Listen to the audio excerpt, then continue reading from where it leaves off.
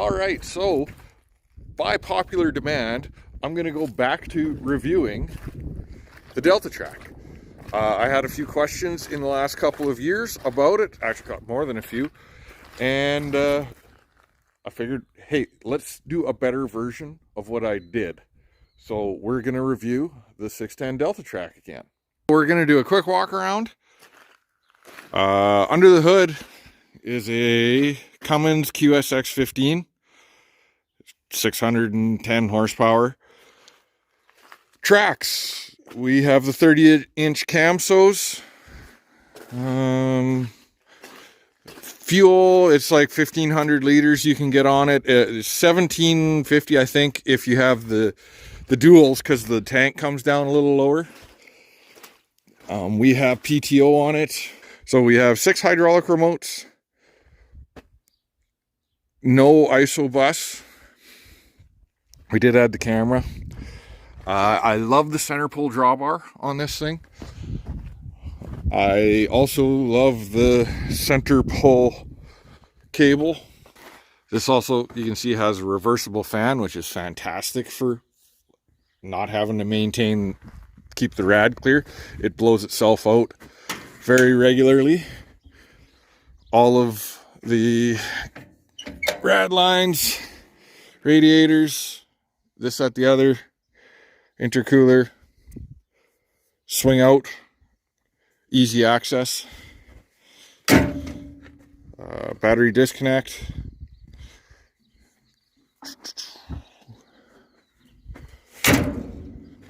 The lights on this thing are awesome.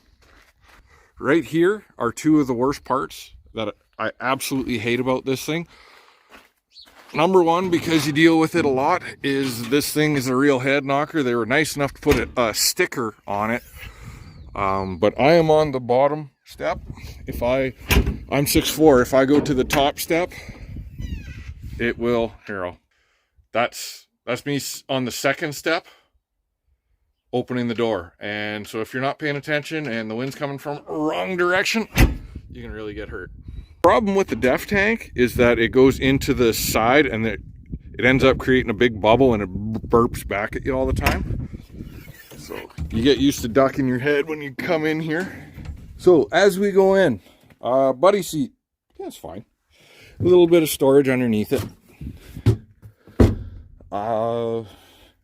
Moving on, I guess the seat is air ride. It's quite comfortable, heated and cooled. Telescopic steering wheel and tilt, so you can get her out of the way however you want. I added these, so don't worry about that. So the right hand controls are not my favorite. They're okay. You can, your throttle, park brake, PTO controls, and your shifter. The shifter is not a very ergonomic design. It's kind of an awkward, because you have to hit the neutral switch here. And so, like, in order to hit the neutral switch and go forward, you're always moving your hand around it. And you can kind of see it's gotten a bit polished just because we're always doing that.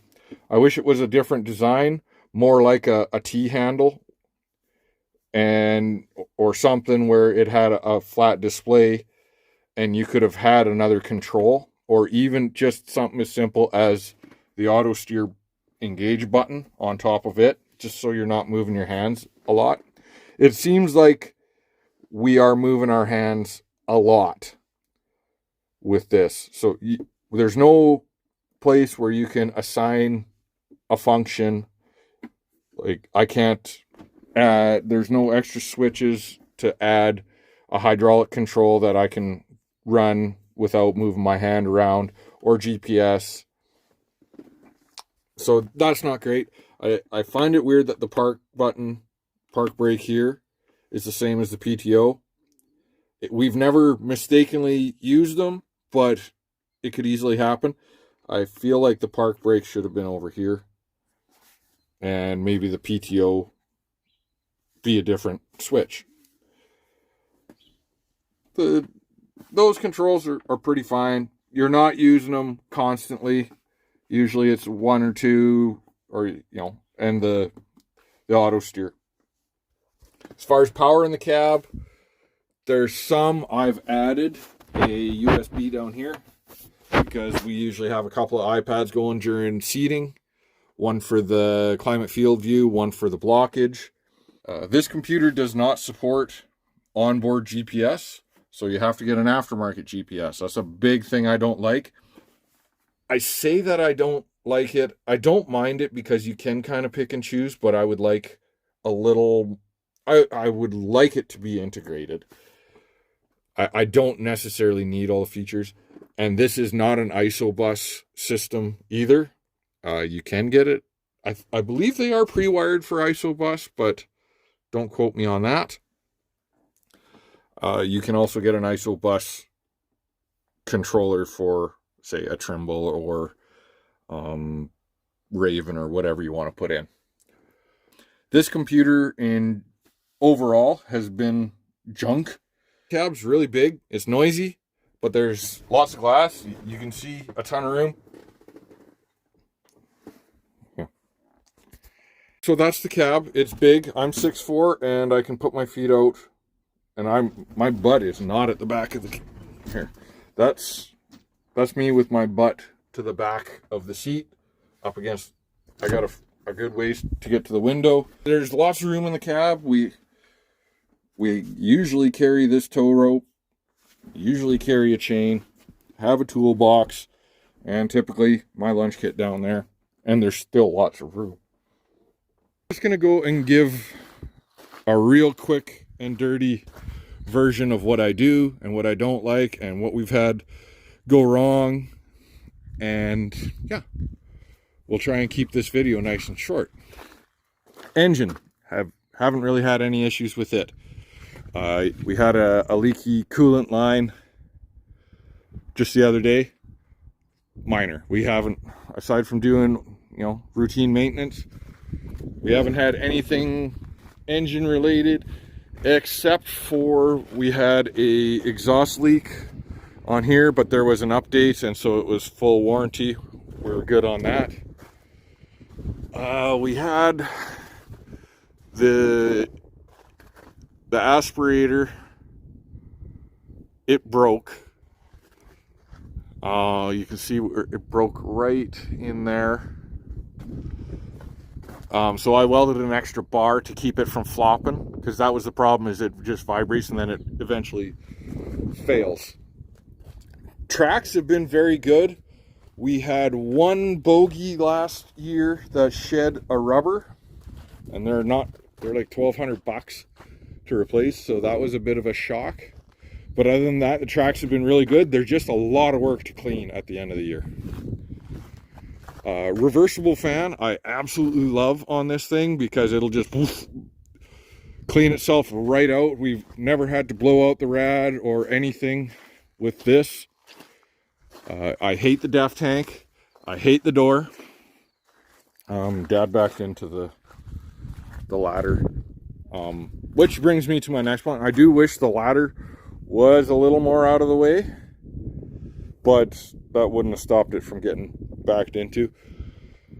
Maintenance on it is pretty simple, with the exception of you have to take off a guard here to get to a couple of grease points. But overall, pretty good. Another thing we had go wrong was on this block here. I believe it was this guy. We blew an O-ring and we had a major mess of oil, but it was a pretty cheap fix. When we first got it, the PTO clutch had a real nasty whine to it. Cab ride's pretty good. Cab layout, like I said, could be better. I love the look of the tracks. Yeah, overall, we haven't had much go wrong with it in 2,500 hours. We've got it stuck about 5 or 6 times. The nice part is with the tracks, you don't get very stuck. I'm not convinced that you can go through as much with tracks, but you don't dig yourself in deep. It's pretty easy to pull out after the fact, And the narrower stance makes it a lot nicer for having it inside buildings for storage and whatnot. She needs a wash, but 3 things I really like. I love the tracks and the whole look of this. Like, it's a sharp looking tractor. The engine, the whole drivetrain, I really like it. It's given us almost no issues. And the cab size is really big. It's very roomy, bit loud though. Some things that I wish they would improve, or they have improved. Definitely the DEF tank, and they've moved that down here on the 620s. The door, they haven't changed. That needs to be improved. The location of the hydraulic fill is kind of awkward. That's the bulk of it. And make a computer that can support onboard GPS. Those are really my biggest issues. Other than that, she's a great tractor.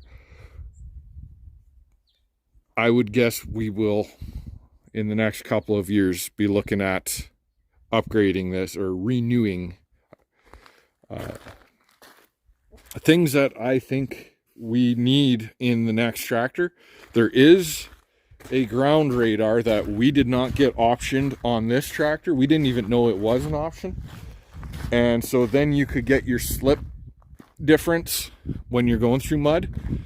That would be nice, because you can't really see the tracks at all from the cab.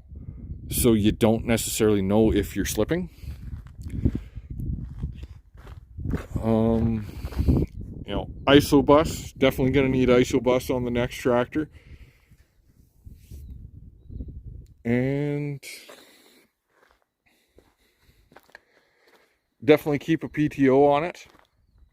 I'm hoping to not run this tractor on the grain cart all year, but I'd like to have the ability to if needed, whether that is because of a breakdown or because things are very wet.